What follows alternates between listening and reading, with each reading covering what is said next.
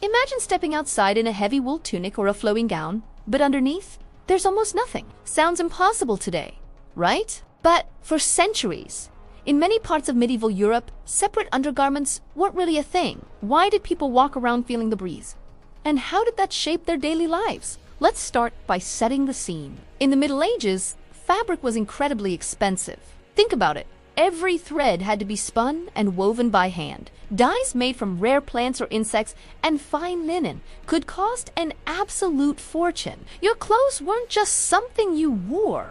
They were a major investment, a signal of your status. A single outer garment was a family asset, something to be repaired over and over, passed down through generations and carefully stored away. We see this in old documents, like merchant inventories and even people's wills, where clothing is listed right alongside land and jewelry. It was serious wealth you could wear. So, when we talk about medieval underwear, what did that even mean? Today, we think of it as a standard, essential layer. But back then, the concept was different. While the word for a separate underrobe or garment does exist in historical sources, it was far from universal. For many people, their underwear was simply a long linen shift or tunic worn directly against the skin. Think of it as an all-in-one base layer. Wealthier households might add more layers, maybe a finer shift underneath another, but the poor often kept it incredibly simple. It wasn't about it was about practicality and what you could afford.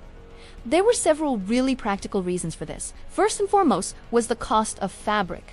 Owning multiple sets of clothing, including dedicated undergarments, was a luxury most couldn't dream of. Second was laundry.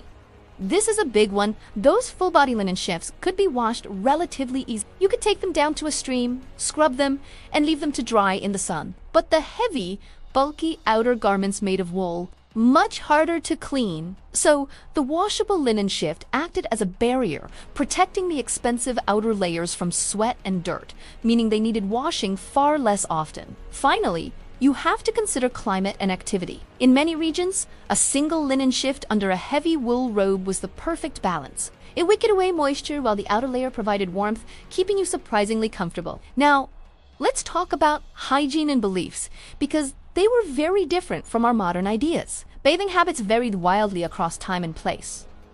It wasn't that people were universally dirty, it's just that their routines were different. Medical advice from the period often mixed practical tips with a good dose of superstition. But don't let that fool you into thinking they didn't care about cleanliness. Medieval texts and city laws show a clear awareness of it. You can find regulations for laundresses, guild records for some, and detailed instructions on how to properly care for and store your linens to keep them fresh.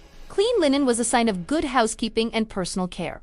So, how do we know all this? Historians have to be detectives, piecing together clues from art, legal documents, and household records. Portraits and manuscript illustrations often show the hemlines of simple tunics and shifts peeking out from under main garments. When we look at wills and inventories, they list items like shifts, stockings, and cloaks. But dedicated undergarments, as we know them, are mentioned far less frequently than you'd expect. There were also something called sumptuary laws rules about what different social classes were allowed to wear.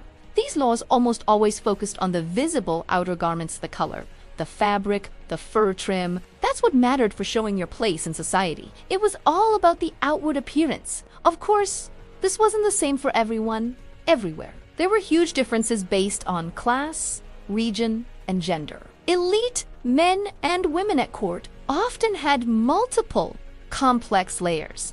They might wear decorative underrobes or specialized garments designed for show as much as for comfort. You'd also see different practices in the warmer Mediterranean climates compared to the colder, rural villages in the north. Urban centers with more trade and wealth had different clothing norms. Gender roles played a big part too. Menswear was often designed for mobility and activity, while women's wear focused more on modesty and social signaling, which could be achieved with fewer but higher quality layers of fabric. This brings us to some common myths and our own modern biases. It's really easy to make sweeping statements like everyone went naked under their clothes.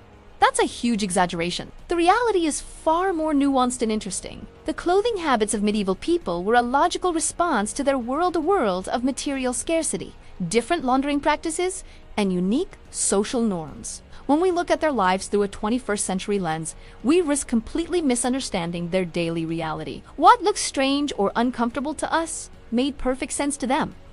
Ultimately, clothes tell stories. They tell us about economics, hygiene, gender roles, and what it meant to live with dignity in a particular time and place. When we discover that medieval people commonly wore fewer garments beneath their outerwear, we aren't seeing a lack of decency.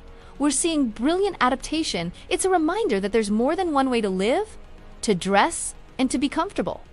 What surprises you the most about daily life in the Middle Ages? Let us know in the comments below. Thanks for watching, and don't forget to subscribe for more journeys into the past.